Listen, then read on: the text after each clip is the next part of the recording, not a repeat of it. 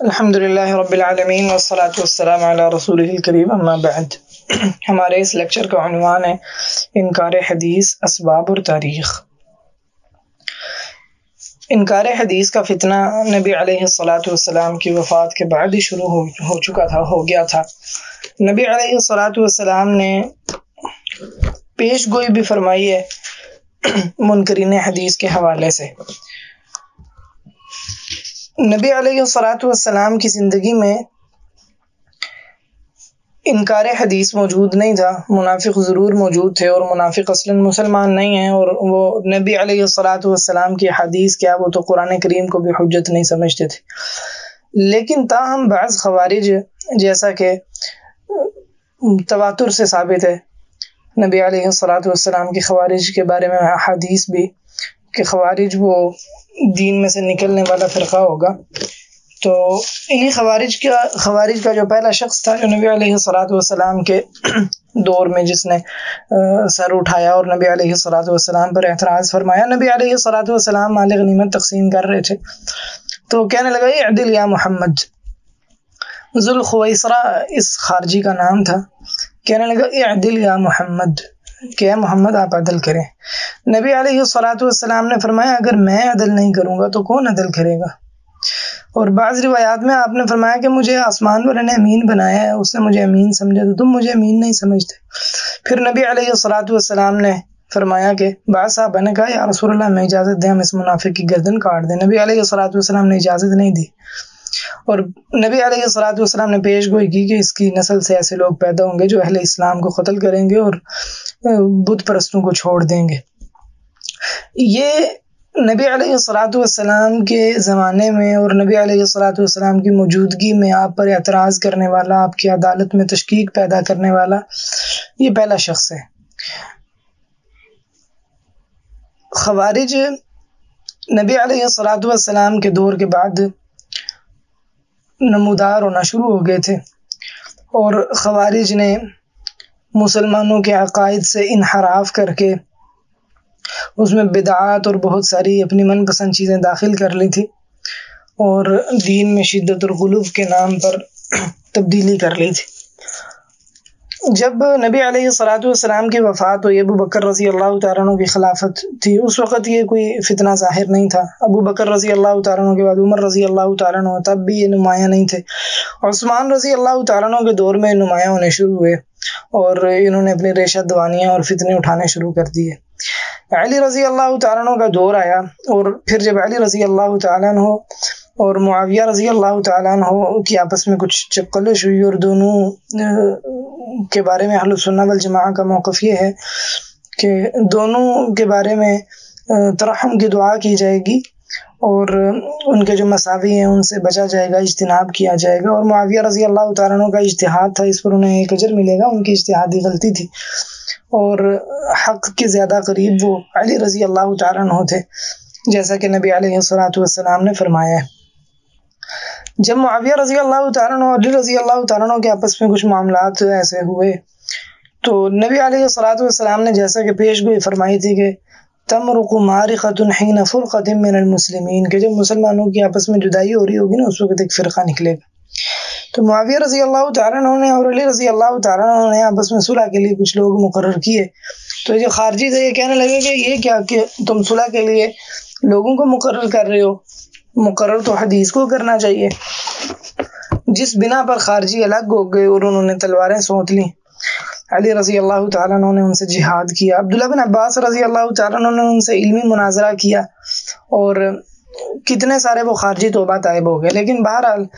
کتنے سارے خارجی ایسے تھے جو توبہ طائب نہیں ہوئے، وہ ڈٹے رہے اپنے موقف پر، اور ان کا اشکال یہ تھا کہ لوگوں کو کیوں حاکم بنایا گیا ہے؟ تحکیم تو قرآن پاک کے لیے، قرآن پاک کے علاوہ کسی اور کی تحکیم یہ جائز نہیں ہے، یہ شرک ہے۔ اس سے پتہ چلتا ہے کہ ان میں جراثیم موجود تھے انکار حدیث کے، بلکہ یہ انکار حدیث ہی ہے۔ جیسے اس خارجی نے نبی علیہ الصلاۃ والسلام پر اعتراض کیا تھا، ذوالخویسرہ نے اعدل یا محمد، کہ اے محمد آپ عدل کریں۔ نبی علیہ الصلاۃ والسلام میں تشکیک پیدا کرنا اور کلمہ پڑھنا لا الہ الا اللہ محمد الرسول اللہ، اور کہنا کہ میں قرآن پاک کو مانتا ہوں اور قرآن پاک کے مطابق چلنا ہے، اور پھر ساتھ حدیث نہیں ماننے، نبی علیہ الصلوۃ والسلام کی جو نبوت ایمان بالنبوہ ہے اس ایمان بالنبوہ پر عمل نہیں کرنا، تو یہ سیدھا سیدھا انکار حدیث ہے۔ یہ جو خارجی علی رضی اللہ تعالیٰ عنہ کے دور میں اٹھے باقاعدہ طور پر فرقے کی شکل میں، تو یہ ان کا بھی سیدھا سیدھا انکار حدیث ہے کہ انہوں نے، اور اگرچہ لوگوں کو تحکیم بنانا یہ بذات خود قرآن پاک سے ثابت ہے، جیسا کہ عبداللہ بن عباس رضی اللہ تعالیٰ نے مناظرہ کیا تو ان پر دلائل واضح کیے۔ علی رضی اللہ تعالیٰ نے ان کی بات کے بارے میں کہا کرتے تھے، جو وہ کہتے تھے نا کہ لا حکم الا للہ، کہا کرتے تھے کلمۃ حق ارید بها الباطل، کہ ایک بات سچی ہے لیکن اس سے باطل کا ارادہ کیا گیا ہے، تو غلط تعویل کر رہے ہیں صحابہ کے فہم کو چھوڑ کے، قرآن پاک کی حدیث کو چھوڑ، نبی علیہ الصلوۃ والسلام کی حدیث کو چھوڑ کے۔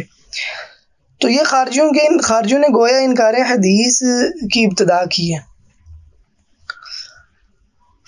خارجیوں کے بارے میں کئی ایک اہل علم نے لکھا ہے کہ خارجی حدیث کو نہیں مانتے۔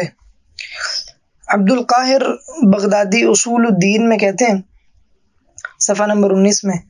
کہتے ہیں وقد زعمت انه لا حجت فی شیء من احکام الشریعۃ الا من القرآن، کہ خوارج کا موقف یہ ہے کہ قرآن پاک کے علاوہ شریعت کے احکام میں کسی بھی چیز میں دلیل نہیں ہے شریعت احکام سے متعلق سوائے قرآن پاک کے۔ قرآن پاک کے علاوہ کوئی چیز نہیں ہے جو احکام شرعیہ کے لیے دلیل ہو سکے، تو یہ واضح طور پر حدیث کا انکار ہے۔ امام ابن حزم رحمہ اللہ نے بھی خوارج کے بعض فرقوں کے بارے میں ایسے نقل کیا ہے۔ معلوم یہ ہوتا ہے واللہ اعلم کہ خوارج کے سب فرقے ایسے نہیں تھے جو بالکل یہ حدیث کا انکار کرنے والے ہوں،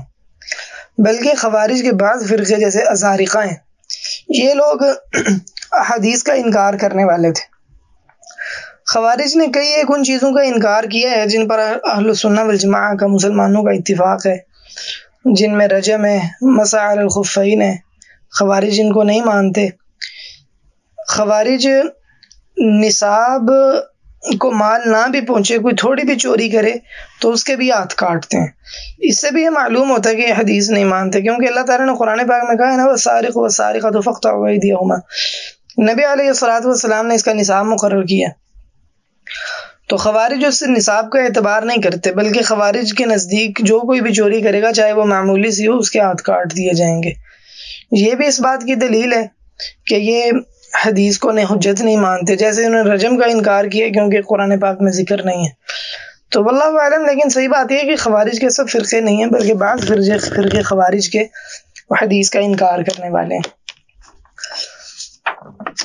اس دور میں یعنی صحابہ کرام کے دور میں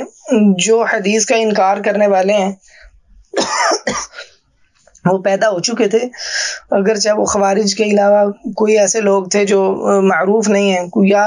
خوارج میں سے ہی تھے یا اس کے علاوہ ایسے لوگ تھے جو جن کا نام نہیں جانا جا سکا، لیکن آثار دیکھیں سلف صالحین کے تو معلوم ہوتا ہے کہ ان کا وجود تھا۔ عمران بن حسین رضی اللہ تعالیٰ عنہ ایک شخص کو کہنے لگے، عمران بن حسین رضی اللہ تعالیٰ عنہ کو ایک شخص کہنے لگا کہ آپ ہمیں حدیث قرآن پاک بیان کریں، تو عمران بن حسین رضی اللہ تعالیٰ عنہ کہنے لگے مجھے بتاؤ نماز کی حدود کیا ہیں، سونا چاندی اونٹ گائے وغیرہ ان چیزوں کی زکوٰۃ کا کیا معاملہ ہے، کیا نصاب ہے۔ گویا عمران بن حسین رضی اللہ تعالیٰ عنہ اس کا رد کرنے لگے، وہ کہنے لگا کہ یعنی اس کی بات کا معنی یہ تھا کہ آپ جو حدیثیں بیان کر رہے ہیں ان کا کیا معنی ہوا، آپ قرآن پاک بیان کریں، حجت تو قرآن پاک میں۔ اسی طرح ایوب سختیانی رحمہ اللہ سے صحیح سند سے مروی ہے، وہ کہتے ہیں کہ اگر تم کسی بندے کو حدیث بیان کرو اور وہ کہے کہ بھئی حدیث نہیں مجھے قرآن پاک بیان کرو، تو فرماتے ہیں فَاعْلَمْ أَنَّهُ ضَالٌّ مُضِلٌّ، تو جان لو کہ وہ گمراہ اور گمراہ کرنے والا بھی ہے۔ ایوب سختیانی تابعی ہیں، بصرہ کے رہنے والے ہیں۔ اس سے یہ معلوم یہ ہوتا ہے کہ اس وقت میں ایسے لوگ موجود تھے جو حدیث میں تشکیک پیدا کرتے تھے، حدیث کی حجیت کا انکار کرتے تھے، اگرچہ وہ تھوڑے سے تھے یا غیر معروف تھے، اور ہر خطے میں نہیں تھے۔ مثلا جیسے ایوب سختیانی رحمہ اللہ بصرہ کے رہنے والے ہیں، تو یہ جو عراق کا علاقہ ہے یہاں پر کچھ ایسے لوگ موجود تھے جو حدیث کا انکار کیا کرتے تھے۔ اس کے علاوہ روافض جن کی ابتدا وہ بڑی پرانی ہے، اور علی رضی اللہ تعالیٰ عنہ کے دور خلافت میں ہی یہ جو سبائی فرقہ ہے یہ اٹھ کھڑا ہوا، جنہوں نے علی رضی اللہ تعالیٰ عنہ کی نبوت کا دعویٰ کیا، نعوذ باللہ، علی رضی اللہ تعالیٰ عنہ کو آگ میں جھونک دیا تھا۔ جو رافضی ہیں ان کے بہت سارے فرقے بھی حدیث کو نہیں مانتے، کلیتاً حدیث کا انکار کرنے والے۔ خوارج میں حدیث کا انکار کئی جہت پر ہے۔ ایک تو اس معنی میں کہ خوارج نبی علیہ الصلاۃ والسلام کے بعد اپنے ائمہ کو معصوم سمجھتے ہیں، تو جو ان کے ائمہ نے کہا ہے بس وہ اسی کو برحق جانتے ہیں اور اسی میں حجت سمجھتے ہیں، چاہے وہ اس کی وجہ سے نبی علیہ الصلاۃ والسلام سے جو ثابت شدہ احادیث ہیں ان پر کوئی ضرب پڑتی ہو، اور اس لیے بھی کہ روافض کا دین ہی الگ ہے، اس کا اہل سنہ والجماعہ کے دین سے کوئی تعلق نہیں ہے۔ ہماری جو اہل سنہ والجماعہ کی حدیث کی کتب ہیں، ان حدیث کی کتب روافض کے ہاں قابل حجت نہیں ہے، روافض کی اپنی کتب ہیں،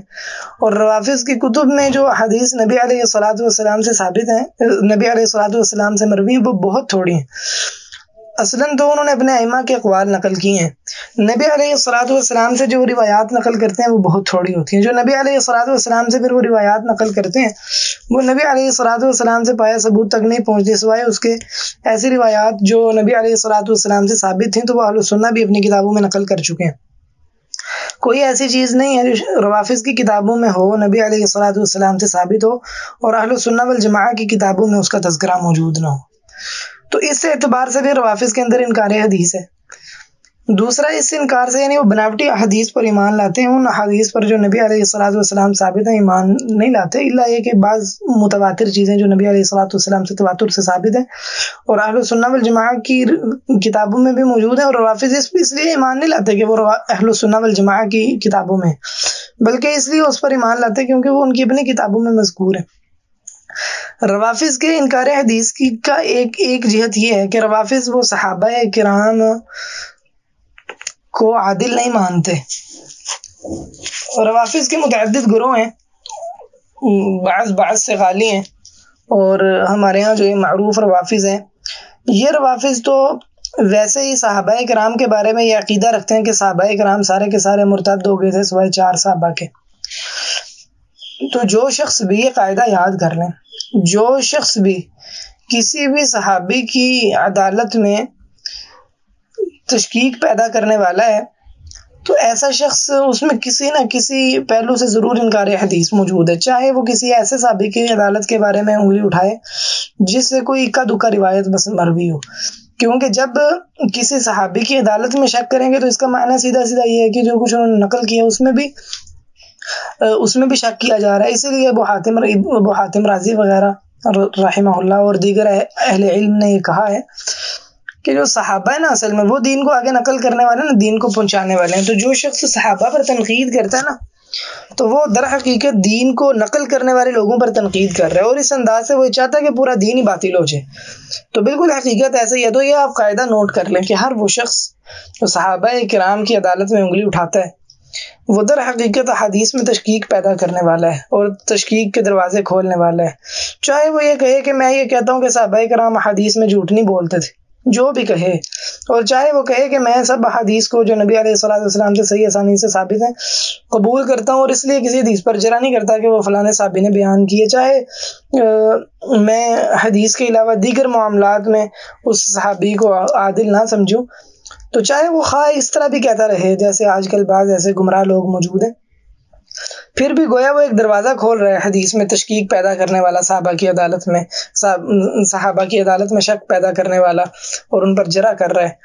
جبکہ اہل سنہ والجماعہ کا اجماع ہے صحابۃ کلھم عدول، کہ صحابہ سب کے سب عادل ہیں، اور صحابہ کرام کے بارے میں ہمیں زبانیں بند رکھنے کا حکم دیا گیا ہے۔ صحابہ کرام سے اگر کوئی غلطی ہوئی ہے تو وہ سب سے زیادہ جلدی توبہ کرنے والے تھے، اللہ کے حضور جھکنے والے تھے، اور یہ ہو ہی نہیں سکتا کہ صحابہ کرام نعوذ باللہ اللہ تعالیٰ کے نبی علیہ الصلوۃ والسلام کے بارے میں کوئی جھوٹ کہیں۔ تو خیر روافض میں اس اعتبار سے بھی انکار حدیث ہے کہ روافض وہ صحابہ کرام کے بہت سارے صحابہ کرام کے تو وہ اسلام کے قائل نہیں ہیں، جیسے حضرت ابو ہریرہ رضی اللہ تعالیٰ عنہ، عائشہ رضی اللہ تعالیٰ عنہ ہیں، اور آپ جانتے ہیں روافض کی کتابوں میں جو ان صحابہ کرام کے بارے میں لکھا گیا نعوذ باللہ۔ بعض روافض کے فرق جیسے اسماعیلی ہیں، غالی جو شیعہ ہیں، نصیری ہیں، اور اس طرح دیگر جو روافض کے فرقے ہیں باطنی، یہ لوگ تو انکار حدیث کیا، یہ لوگ تو منکر قرآن بھی ہیں ساتھ واضح طور پر کھلم کھلے، اگرچہ دیگر بھی منکر قرآن ہیں جن روافظ کی ہم پہلے بات کر رہے تھے، یہ بھی بلا شبہ ان کے بہت سارے لوگ وہ منکر قرآن بھی ہیں. جیسا کہ ایک رافضی نے کتاب لکھی ہے، کتاب کا نام ہے فصل الخطاب، طبرسی کی فصل الخطاب فی تحریف کتاب رب الارباب. تو یہ معروف ہے روافظ کا عقیدہ، اور یہ ان کی جو امہات الکتب ہے ان میں بھی عقیدہ موجود ہے، جیسے الکافی ہے کلینی کی. جو ان کی خالی فرقے ہیں، نصیریہ ہو گئے، اسماعیلیہ ہو گئے، اسی طرح بیانیہ ہو گئے، اور اس طرح دیگر جو ان کے فرقے ہیں، ان فرقوں کے اندر انکار حدیث اور انکار قرآن سے بھی زیادہ واضح ہے. ان کے نزدیک تو عبادات ہی اصلاً جو مسلمانوں کے ہاں حج بول کے حج کا معنی مراد ہوتا ہے وہ مراد نہیں ہے. ان کے ہاں حج کا معنی ہی اصلاً اور ہے. اسی طرح نماز کا معنی ان کے ہاں وہ نماز کا معنی نہیں ہے جو مسلمانوں کے ہاں نماز کا معنی ہوتا ہے. اس بارے میں تفصیل پڑھنا چاہیں تو علامہ احسان الہی ظہیر رحمہ اللہ کی کتاب الاسماعیلیہ، اس کا مطالعہ کیا جا سکتا ہے. تو خیر، روافظ میں کئی جہت سے انکار حدیث بڑا کھلم کھلا موجود ہے. اور روافظ جیسا میں نے کہا ان کی ابتدا پرانی ہے، اور ان کے جو دیگر غالی فرقے میں نے آپ کو بتائے ان کی ابتدا بھی پرانی ہے. آگے ہم چلیں تو ہم دیکھتے ہیں کہ معتزلہ کا فرقہ، اس میں بھی انکار حدیث موجود ہے. معتزلہ یہ حسن بصری رحمہ اللہ، ان کے جو ابتدائی لوگ تھے معتزلہ کے، وہ حسن بصری رحمہ اللہ کی مجلس میں بیٹھا کرتے تھے، جیسے واصل بن عطا ہے معتزلی. ان لوگوں کو حسن بصری رحمہ اللہ نے اپنی مجلس سے الگ کر دیا تھا. آپ نے کہا اعتزل عنا یا واصل، واصل ہم سے الگ ہو جو. تو یہ جو واصل بن عطا معتزلی ہے، یہ اور عمر بن عبید اور اس طرح دیگر چند لوگ جو معتزلہ فرقے کی بنیاد رکھنے والے لوگوں میں شمار کیے جاتے ہیں،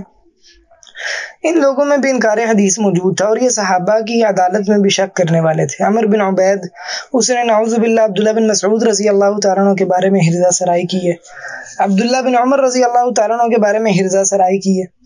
امام ابن قتیبہ رحمہ اللہ نے اپنی کتاب تأویل مختلف الحدیث میں بہت سارے معتزلہ کے فضائح ذکر کیے ہیں، اور حدیث پر اور نبی علیہ الصلوۃ والسلام کے صحابہ کرام پر ان کے طعون کا تذکرہ کیا ہے. ابو الہذیل العلاف جو بہت مشہور معتزلی ہے، اس کے مختلف فضائح ذکر کیے ہیں، جس سے معلوم ہوتا ہے کہ ابو الہذیل العلاف وہ حدیث کا انکار کرنے والا، اور جو اس کے مذہب کے موافق نہیں تھی اس حدیث کا انکار کرنے والا تھا، اور نبی علیہ الصلوۃ والسلام کی ذات پر بھی بعض اوقات انکار کر دیتا تھا. اگرچہ میں یہ سمجھتا ہوں کہ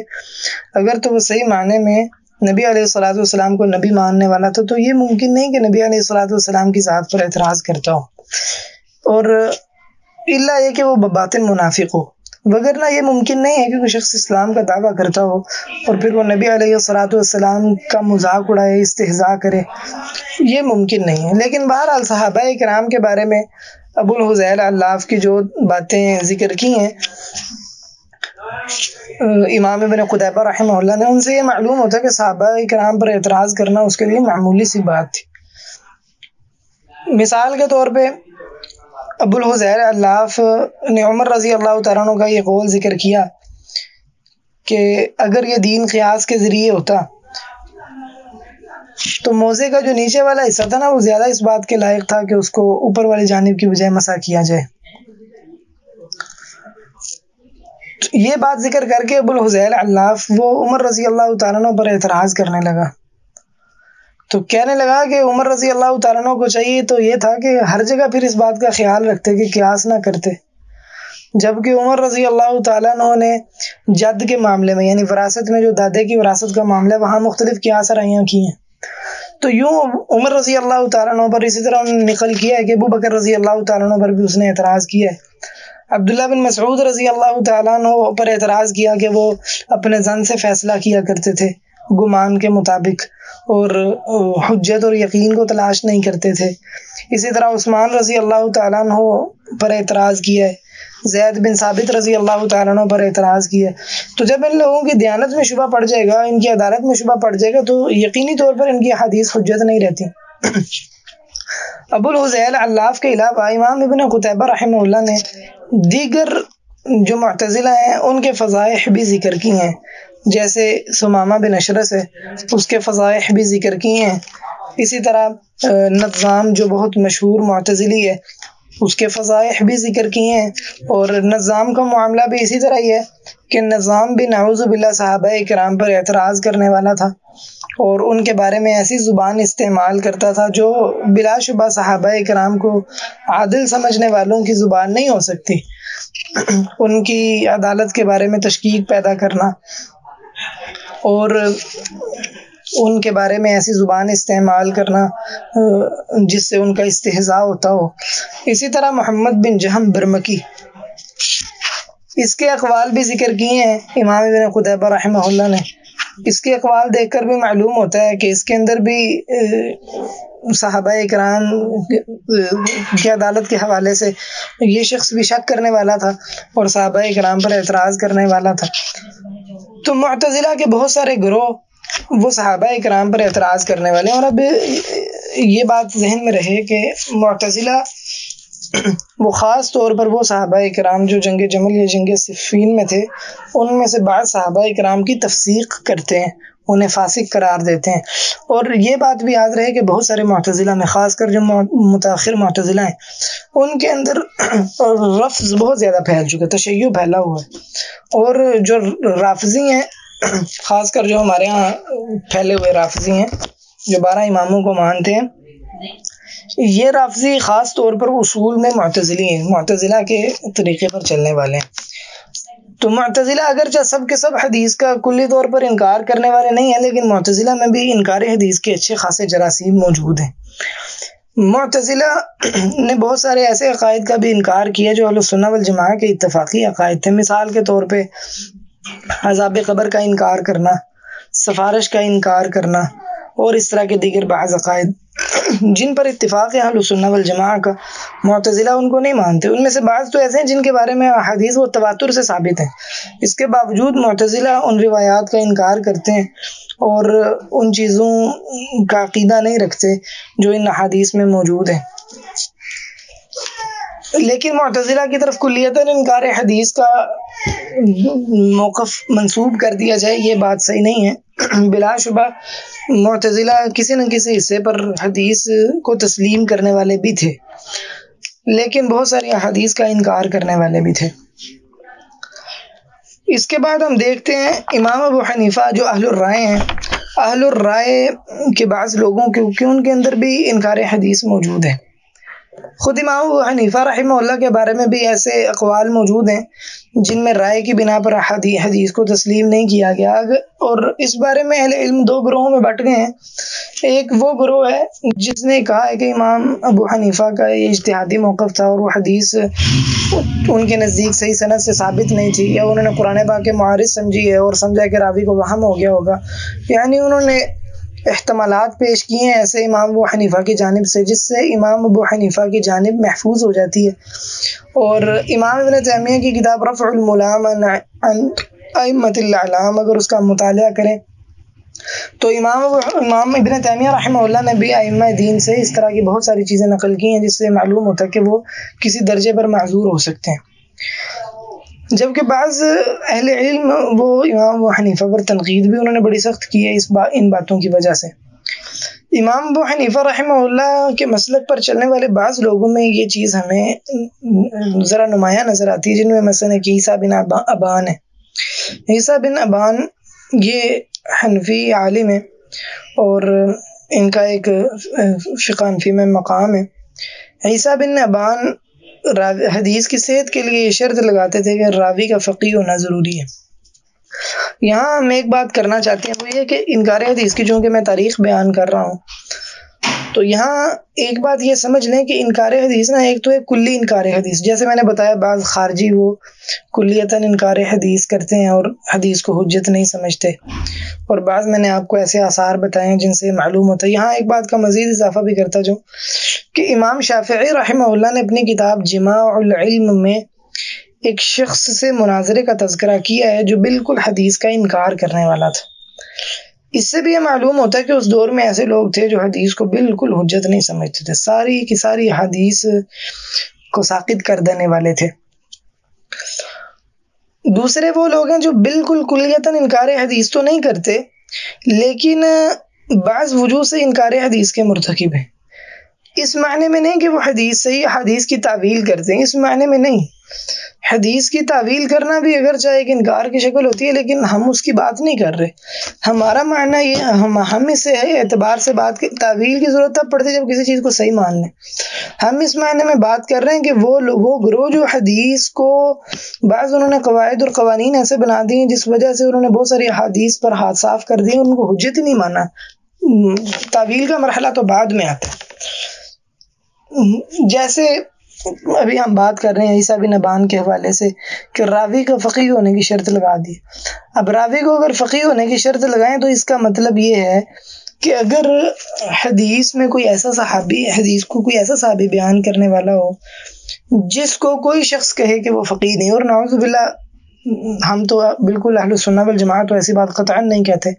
اور یاد رہے انصاف کی بات یہ ہے کہ خود احناف نے بھی عیسیٰ بن ابان کی اس بات پر نقد کیا ہے اور اس کو صحیح نہیں سمجھا۔ اور بعض احناف نے جب انس بن مالک رضی اللہ عنہ کو ابو ہریرہ رضی اللہ تعالیٰ عنہ کو غیر فقیہ کہا ہے، تو بعض احناف نے بلکہ بہت سارے حنفی علماء نے اس بات پر سخت تنقید کی ہے اور کہا ہے کہ ہم اس بات کو تسلیم نہیں کرتے، اور ایسا ہی ہونا چاہیے۔ مسلمان کا معاملہ ہے کہ وہ ایسی بات کو کیسے تسلیم کر سکتا ہے۔ لیکن جن لوگوں نے شرط لگائی ہے، چونکہ ہم انکار حدیث کی تاریخ پڑھ رہے ہیں اور بلا شبہ وہ حنفی لوگوں میں ان کا قد ہے اور مقام پر ہیں وہ حنفی فقہ میں، تو ان میں سے بعض نے یہ شرط لگائی کہ راوی کا فقیہ ہونا ضروری ہے۔ اب انس بن مالک رضی اللہ عنہ کو یا ابو ہریرہ رضی اللہ تعالیٰ عنہ کو جب آپ نے غیر فقیہ کیا دیا، تو پھر آپ ان کی جو ایسی حدیث ہیں جو قیاس کے خلاف ہیں، جن سے احکامات ثابت ہوتے ہیں، آپ نے ان کو جب ثابت نہیں مانا، تعویل کا مرحلہ تو نہیں آئے گا، آپ نے ان کی فقہ سے متعلق حدیث کا تو انکار کر دیا، یا اس صورت میں جب وہ آپ کے اپنے جو مزعومہ آپ کا قیاس ہے اس کے وہ خلاف جا رہی ہوں تو ان کا تو آپ نے انکار کر دیا، تعویل کا مرحلہ کہاں آئے گا۔ اس طرح مثلا بعض لوگوں نے شرط لگائی حدیث کو قبول کرنے میں کہ روایت بیان کرنے والا وہ مرد ہو، عورت کی روایت قبول نہیں ہوگی۔ انہوں نے اگر کسی سند کے اندر عورت آئی تو اس روایت کو ویسے ہی انکار ہی کر دینا، اس کو صحیح ماننا ہی نہیں ہے۔ اور اس کے علاوہ دیگر بھی بعض ایسی شرط لگائی گئی جو محدثین کے ہاں کبھی بھی درخور اعتنا نہیں رہی۔ اگر متقدمین اہل علم کی کتابیں دیکھی جائیں تو معلوم ہی ہوتا ہے واللہ اعلم کہ انہوں نے ایسی شرط لگانے والوں کو کوئی اس قابل سمجھا ہی نہیں کہ ان کے موقف کو اہمیت دی جائے، اور صحیح بات ہے کہ ایسی شروط سے انکار حدیث کا بڑا دروازہ کھلتا ہے۔ اسی طرح انکار حدیث کہ وہ انکار حدیث سے متعلق جزوی انکار حدیث سے متعلق وہ قواعد جن کی بنا پر بہت ساری حدیث کا انکار ہی ہو جاتا ہے۔ ایک ہی ہے کہ خبر واحد وہ دین میں حجت نہیں، اور یہ دو طرح سے، بعض وہ لوگ جو کہتے ہیں کہ خبر واحد عقیدے میں حجت نہیں، تو یہاں بھی تعویل کا مرحلہ نہیں آئے گا، کیونکہ خبر واحد کو جب انہوں نے حجت مانا ہی نہیں ہے تو کہاں رہ جاتا ہے یہ مرحلہ کہ ان میں تعویل کی جائے جب وہ حجت ہی نہیں۔ یا وہ لوگ جنہوں نے خبر واحد سے قرآن پاک پر اضافے کے جو قائل نہیں ہیں، انہوں نے قرآن پاک میں کوئی حکم آنا ہے اور دوسری طرف حدیث میں کوئی بات آ گئی ہے جو تواتر کو نہیں پہنچی، تو انہوں نے ویسے ہی اس حدیث کا انکار ہی کر دینا ہے کہ اس کے ذریعے سے قرآن پاک پر اضافہ نہیں کیا جا سکتا، تعویل کی نوبت ہی نہیں آنی کہ اس حدیث کا وہ کوئی اور معنی بیان کریں، بس وہ حدیث ایک سائڈ پر رہے اور اس انتظار میں ہے کہ کوئی مسلمان آگے بڑھے اور مجھے اپنے سینے کا اپنے ماتھے کا جومر بنا لے۔ لیکن یہ لوگ جنہوں نے یہ شرط لگا دی کہ خبر واحد سے قرآن پاک پر کوئی اضافہ نہیں کیا جا سکتا، انہوں نے اس حدیث کو بالکل چھوڑ ہی دینا، اس پر کوئی عمل کی نوبت ہی نہیں آنی، تو یہ بھی ایک انکار حدیث ہے۔ اور فقہ حنفی کے اندر یہ موجود ہے اس قسم کا انکار حدیث، اگرچہ فقہ حنفی میں کچھ لوگ ایسے بھی ہیں جو خود بھی اس کا انکار کرنے والے ہیں، کہ وہ محدود چند لوگ ہیں، وگرنہ بلا شبہ یہ ان کے ہاں اصول اور ان کی اصول فقہ کی کتابوں میں بھی یہ چیز معروف ہے اور نقل در نقل کی جاتی رہی ہے۔ معتزلہ ان کے ہاں تو معاملہ بہت آگے کا ہے، ان کے ہاں یہ بھی ممکن ہے کہ جو چیز تواتر سے ثابت ہے وہ بھی جھوٹ ہو، جیسا کہ نظام اور اس طرح دیگر بعض معتزلہ نے ذکر کیا ہے۔ متکلمین کے دیگر فرقوں کی طرف آئیں تو ہم یہ دیکھتے ہیں کہ ان میں بھی انکار حدیث موجود ہے، اور وہ جیسے میں ذکر کر رہا تھا کہ اس انداز سے نہیں کہ بالکل وہ حدیث کو کلیتاً انکار کرنے والے ہوں، اس لیے نہیں، لیکن اعتقاد میں وہ حدیث کو حجت نہیں سمجھتے، کیونکہ ان کے ہاں عقل کو نقل پر مقدم کیا جاتا ہے۔ کچھ ایسے اصول اور ضابطے انہوں نے بنا لیے ہیں اپنی عقل کی بنا پر کہ ان کے خلاف اگر کوئی بھی حدیث ہو یا کوئی بھی آیت ہو تو اس کی تعویل کی جاتی ہے، اور حدیث اگر خبر واحد سے ہو تو اس کا تو ویسے ہی اصلاً انکار کر دیا جاتا ہے۔ بعض متکلمین، اور یہ شرح المقاصد آپ دیکھیں گے، شرح مواقف آپ دیکھیں گے، یا رازی وغیرہ کی کتابیں آپ دیکھیں گے تو یہ آپ کو بہت واشگاف الفاظ میں یہ بات نظر آئے گی۔ امام رازی نے تو 10 وجوہ ذکر کی ہیں کہ جو لفظی دلائل ہے نا وہ یقین کا فائدہ نہیں دیتے، اب وہ چاہے متواتر روایات ہوں، لفظی دلائل وہ یقین کا فائدہ نہیں دیتے، اور اس کا انکار اور رد خود بہت سارے متکلمین نے بھی کیا رازی کی بات کا، لیکن بہت سارے لوگوں نے اس بات کو تسلیم بھی کیا ہے کہ لفظی جو دلائل ہیں وہ یقین کا فائدہ نہیں دیتے، اور وہ کہتے ہیں عقیدے میں صرف قطعیات چلتی ہیں، ظنیات عقیدے میں نہیں چلتی۔ اور ہم نے جیسا کہ رمضان میں اپنے ہونے والا جو دورہ الفرق الثمانیہ اس میں جو ہمارا موضوع تھا اشاعرہ اور ماتریدیہ، اس میں بڑی اس بات کی تفصیل سے وضاحت کی کہ در حقیقت عقائد میں ان کے ہاں قرآن و سنت حجت ہے ہی نہیں، صرف اور صرف عقل پر یہ اعتماد کرتے ہیں، اور خبر واحد کو تو ویسے ہی انہوں نے انکار کر دینا ہوتا ہے جب وہ ان کو لگے کہ ان کے عقیدے کے خلاف ہے، کہ یہ خبر واحد ہے اور یہ یقین کا فائدہ نہیں دیتی، اس لیے اس میں کوئی حجت نہیں، تعویل کا مرحلہ آتا ہی نہیں ہے۔ تو خیر ہم اس تسلسل کو دیکھتے ہیں نا تو ہمیں معلوم یہ ہوتا ہے کہ انکار حدیث کا سلسلہ پرانا ہے، چاہے وہ جزوی طور پر کلیتاً شروع میں بعض خوارج کے فرقوں میں تھا، پھر وہ ختم ہو گیا، اس کے بعد ہمیں صاف بات اور انصاف کی بات یہ ہے کہ ہمیں کلیتاً منکر حدیث نہیں ملتے جس طرح ہمارے دور کے اہل قرآن ہیں، ایسا معاملہ نہیں۔ اگرچہ بعض نے چور دروازے بنا رکھے تھے کہ جہاں انہیں لگتا تھا کہ بات ہمارے مسلک کے خلاف ہے یا ہمارے عقائد کے خلاف ہے تو انہوں نے کوئی ایسے چور دروازے یا ایسے اصول و قواعد بنا رکھے ہیں کہ جن کو آڑ بنا کے وہ حدیث کا انکار کر دیتے تھے، یہ موجود رہا ہے، اور بعض فرقوں میں بعض فرقوں کی نسبت زیادہ ہے۔ متاخرہ زمانے کی طرف ہم اب یہ جو جن کا ہم نے تذکرہ کیا ہے، معتزلہ وغیرہ، خوارج وغیرہ اور دیگر جو متکلمین کے فرقے ہیں، تو ان کا تو تسلسل چلتا آ رہا ہے۔ اب اگر ہم متاخرہ زمانے میں دیکھیں تو متاخرہ زمانے میں انکار حدیث کی ایک ایسی لہر اٹھی کہ وہ پہلی نہیں تھی، اور اس انکار حدیث کی لہر کو اٹھانے میں اور اس فتنے کو برپا کرنے میں ایک بہت بڑا ہاتھ مستشرقین میں، اس لیے یہ مناسب نہیں ہوگا کہ ہم انکار حدیث کی تاریخ ذکر کریں اور مستشرقین کا ذکر نہ کریں۔ استشراق کے حوالے سے جو ہمارا اگلا لیکچر ہے اس میں استشراق کے حوالے سے اور اس کی ابتدا اور کس طرح سے اس کی نشو و نما ہوئی بڑے اختصار کے ساتھ میں نے اس حوالے سے بتایا ہے۔ تو استشراق کا جو زمانہ ہے 8ویں صدی ہجری تقریباً یہ بنتی ہے، اور اس کے بعد کا زمانہ جس میں استشراق منظم ہونا شروع ہوا۔ ان لوگوں نے کتابیں لکھی ہیں نبی علیہ الصلوۃ والسلام کی سیرت کے حوالے سے اور احادیث اور مسلمانوں کے فقہ کے حوالے سے، تو بہت سارے شکوک و شبہات پھیلا دیے قرآن پاک کے بارے میں، فقہ کے بارے میں، اصول فقہ کے بارے میں، نبی علیہ الصلوۃ والسلام کی سیرت کے بارے میں، وحی کے بارے میں، حدیث کے بارے میں، صحابہ کرام کے بارے میں، اور مستشرقین سے پھر بہت سارے لوگ متاثر ہوئے ہیں، اور کچھ ایسے متاثر ہوئے ہیں کہ انہوں نے حدیث کا کلیتاً انکار ہی کر دیا ہے۔ مستشرقین میں گولڈ زہر یہودی اس کا بہت کردار ہے، یہ 19ویں صدی عیسوی کا مستشرق ہے، بہت کردار ہے اس کا حدیث میں تشکیکات پھیلانے کا، اور اسی طرح جوزف شاخت اس کا بہت سارا کردار ہے حدیث میں تشکیک پیدا کرنے کا، اور اس طرح دیگر کچھ مستشرقین جنہوں نے اس میں بہت زیادہ تگ و دو کی کہ مسلمانوں کے دلوں میں شکوک و شبہات ڈالے جا سکیں حدیث کے متعلق، اور ان کے شبہات سے بہت سارے لوگ متاثر ہوئے ہیں بر صغیر کے بھی اور عرب کے بھی، جنہوں نے حدیث کا انکار کیا ہے اور کلیتاً حدیث کو انہوں نے تسلیم ہی نہیں کیا، حجت مانا ہی نہیں ہے۔ جیسے مثال کے طور پہ عرب میں اسماعیل ادہم ہے،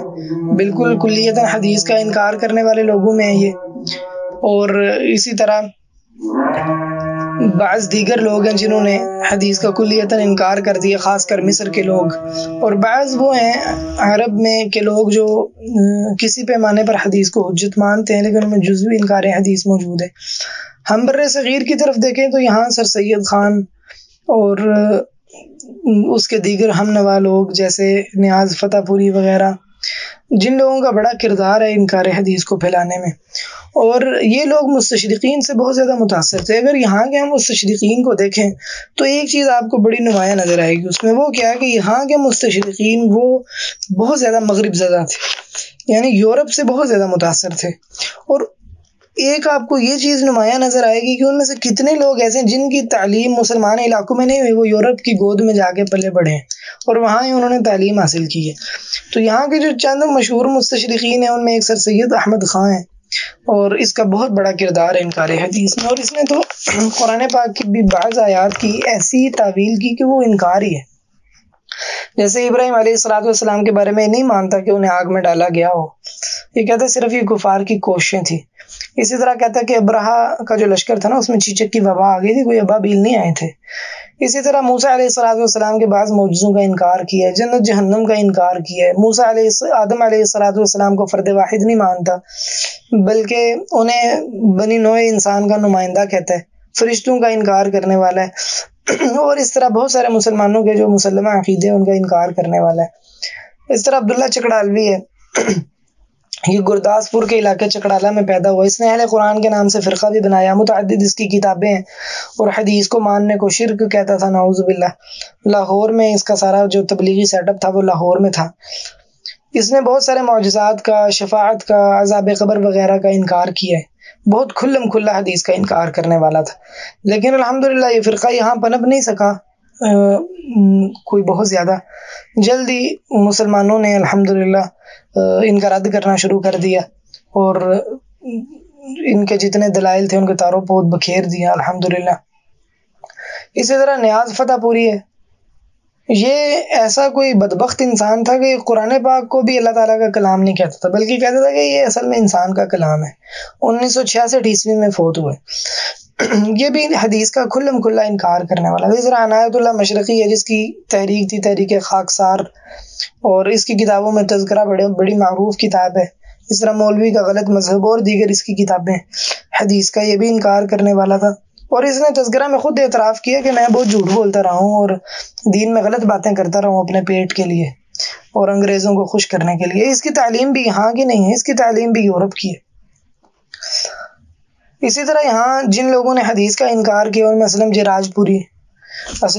پوری معروف منکر حدیث ہے۔ اس کے نزدیک حدیث تاریخ جیسی چیز ہے، کوئی اس کی حجیت والی کوئی حیثیت نہیں ہے۔ اس طرح غلام جلانی برق ہے، یہ بھی حدیث کا انکار کرنے والے تھے، لیکن یہ آخری عمر میں توبہ طائب ہو گئے تھے۔ انہوں نے کتاب لکھی تاریخ حدیث یا تدوین حدیث کے نام سے۔ پہلے انہوں نے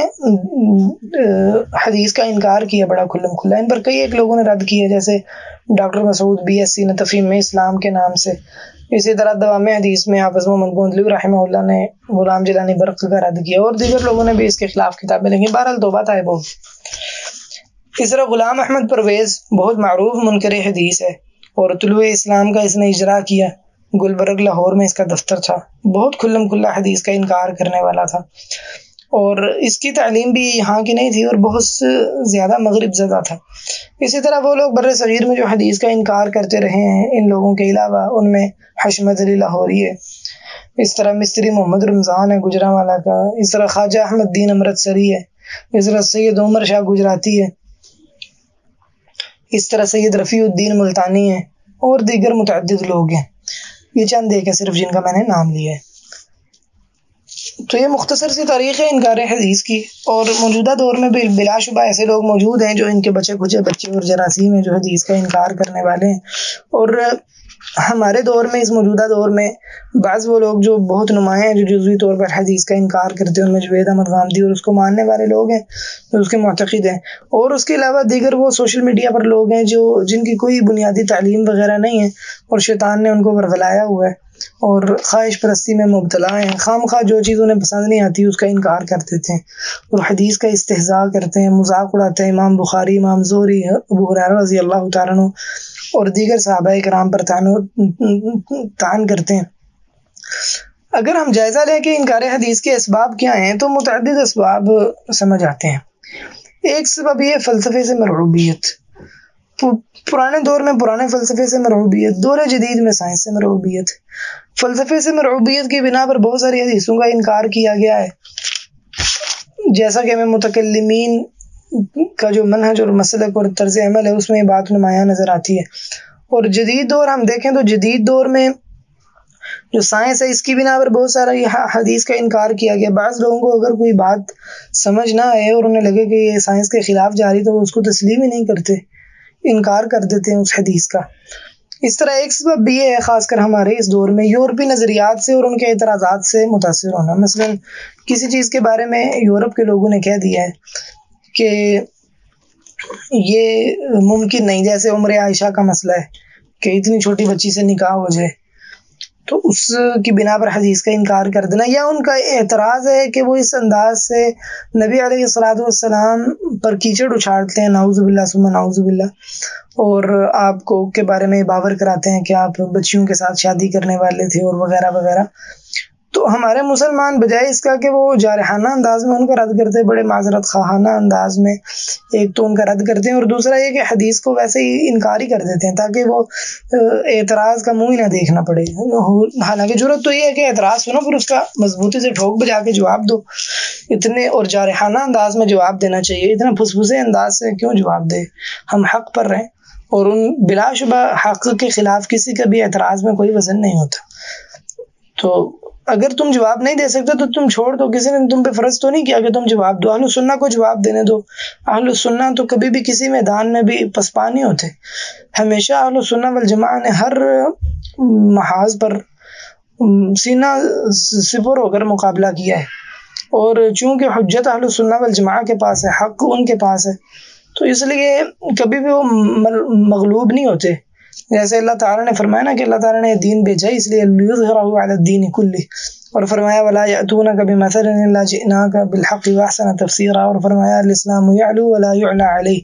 تو کلمہ حق کبھی مغلوب نہیں ہوتا، حجت وہ انسان حق کی ہمیشہ غالب رہتی ہے۔ تو اگر تم جواب نہیں دے سکتے تو اہل سنہ والجماعہ کو جواب دینے دو، تمہیں کیا ضرورت ہے بیچ میں کہ جب تم میں صلاحیت نہیں تو تلوار لے کر میدان میں آگے ہو۔ ایک وجہ وہ اتباع نفس ہے کہ حدیث بہت ساری چیزوں سے ہمیں روکتی ہے، تو حدیث کا انکار کر دیا جائے تاکہ جو اتباع نفس میں رکاوٹ کھڑی ہو رہی ہے وہ رکاوٹ باقی نہ رہے۔ قوت فیصلہ کا فقدان ایک سبب یہ بھی ہے کہ بعض اوقات کسی دو چیزوں میں تعارض نظر آ رہا ہوتا ہے، تو یہ صلاحیت نہیں ہوتی کہ فیصلہ کیا جا سکے، اجتہاد کیا جا سکے اور مسئلے کو صحیح طور پہ سمجھا جا سکے، ان میں کوئی تطبیق دی جا سکے، تو حدیث کا انکار ہی کر دیتے ہیں۔ پس ہمتی ہے، تحقیق نہیں کر سکتے کہ تحقیق کریں اور جستجو کریں حق کی۔ ایک سبب یہ ہے کہ خود پسندی اور سستی شہرت کا اصول کہ حدیث کا انکار کریں گے۔ جیسے وہ ایک شخص کو شہرت نہیں ملتی تھی نا، اس کو کسی نے کہا یار زمزم کے کنویں میں پیشاب کر دو، مشہور ہو جاؤ گے کہ یہ وہ شخص ہے جو زمزم کے کنویں میں جس نے پیشاب کیا تھا۔ تو بعض لوگ خاص طور پر شہرت حاصل کرنے کے لیے، خود پسندی کے لیے، اپنے آپ کو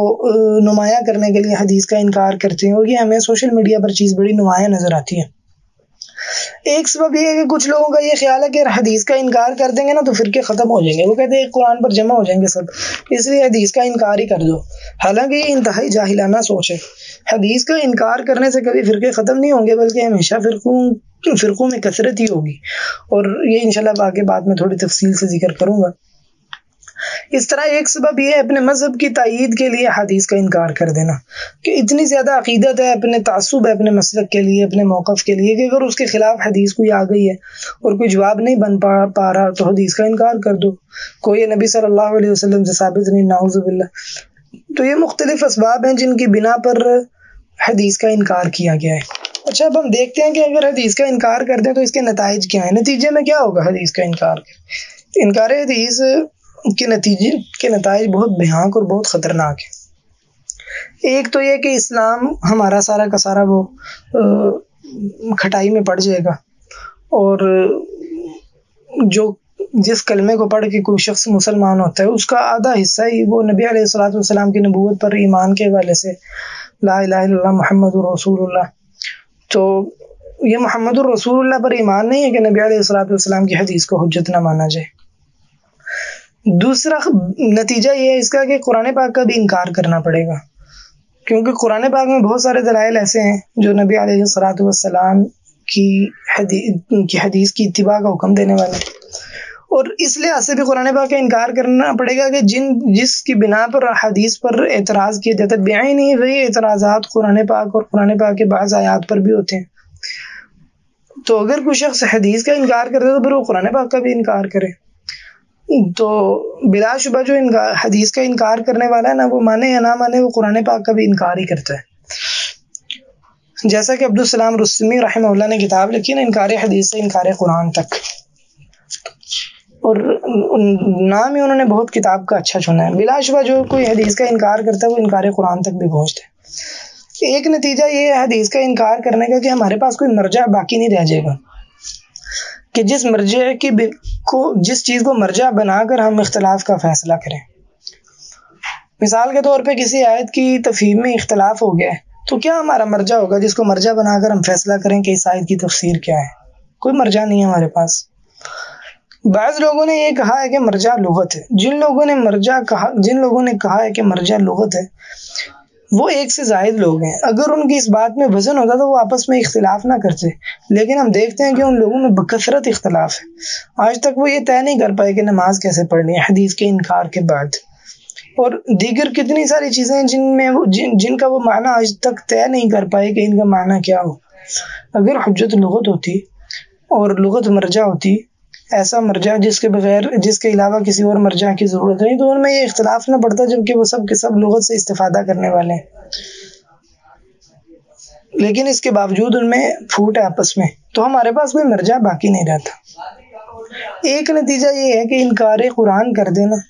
تو ہم کتنی ساری انکار حدیث کر دیں تو ہم کتنی ساری فضیلتوں سے محروم ہو جائیں گے، اور نبی علیہ الصلوۃ والسلام کی سیرت سے محروم ہو جائیں گے، اور ہمارا دین وہ یہودیوں اور عیسائیوں سے بھی بدتر ہو جائے گا۔ کیوں؟ کیونکہ یہودی اور عیسائی ہے نا، اگر جو ان کے پاس محرف صورت میں ہے، کچھ نہ کچھ موجود ہے، انجیل اور تورات وغیرہ، اور اس میں کچھ چیزیں غیر محرف بھی ہیں۔ اگر ہم حدیث کا انکار کر دیں تو ہمارے پاس نبی علیہ الصلوۃ والسلام کی سیرت کے حوالے سے کچھ بھی نہیں ہے سوائے تاریخ کے، اور تاریخ میں بلا شبہ بہت ساری چیزیں وہ ایسی ملا دی گئی ہیں جو پائے ثبوت تک نہیں پہنچتی۔ حدیث کا انکار کر دینے کا ایک بڑا بھیانک نتیجہ یہ ہے کہ اس سے امت کے اندر پھوٹ کا بہت بڑا دروازہ کھل جاتا ہے، اور اس کی ایک بڑی وجہ یہ ہے کہ جب مرجع باقی نہیں رہتا تو پھر آپس میں اختلاف پڑتا ہے، پھوٹ پڑتی ہے۔ حدیث کے انکار کا ایک معنی یہ ہے اور ایک بھیانک نتیجہ یہ ہے کہ ہم 1400 سال میں مسلمانوں کا جو متفقہ عقیدہ رہا ہے اس کا انکار کر دیں، اور کوئی معقول آدمی یہ نہیں کر سکتا کہ وہ یہ کہے کہ صدیوں سے جو مسلمانوں کا عقیدہ چلتا رہا ہے وہ سب غلط ہے، میں صحیح ہوں۔ لیکن ایسا حقیقت میں ہوا ہے، منکرین حدیث نے کہا ہے کہ ہم سے پہلے جتنے مسلمان تھے سب غلط ہے، میں اکیلا صحیح ہوں۔ تو یہ کتنا بھیانک نتیجہ ہے کہ امت میں جو کروڑوں لوگ ہیں، ہزاروں نہیں، لاکھوں نہیں، بلا شبہ کروڑوں لوگ ہیں، ان کروڑوں لوگوں کو غلط کہہ دیا جائے، اور ایک یہ چند لوگ جو بالکل تھوڑے ہیں، مٹھی بھر ہیں مسلمانوں میں، مٹھی بھر بھی نہیں ہے مسلمانوں میں، یہ صحیح ہوں، اور اتنی صدیاں مسلمان وہ غلط عقیدے پر ہی رہے ہیں، یہ کیسے ہو سکتا ہے؟ یہ کوئی ممکن ہی نہیں ہے کہ ایسے ہو سکے۔ تو انکار حدیث کا ایک نتیجہ یہ ہوتا ہے کہ آپ سارے مسلمانوں کو جو کروڑوں سال سے جو کروڑوں کی تعداد میں اور سینکڑوں سالوں سے چلتے آ رہے ہیں، آپ ان سب کو غلط کہہ رہے ہیں۔ انکار حدیث کے اس کے علاوہ اور دیگر بھی بہت سارے بھیانک نتائج ہیں۔ وقت مکمل ہونے کی وجہ سے بس اسی پر اکتفا کرتے ہیں، یہاں ظہر کی نماز کا وقت ہو رہا ہے۔ اللہ تعالی ہمیں حدیث پر عمل کرنے والوں میں سے بنائے، اور نبی علیہ الصلوۃ والسلام کی سنت کو مضبوطی سے تھامنے والے لوگوں میں سے بنائے۔ آخر دعوانا الحمد للہ رب العالمین۔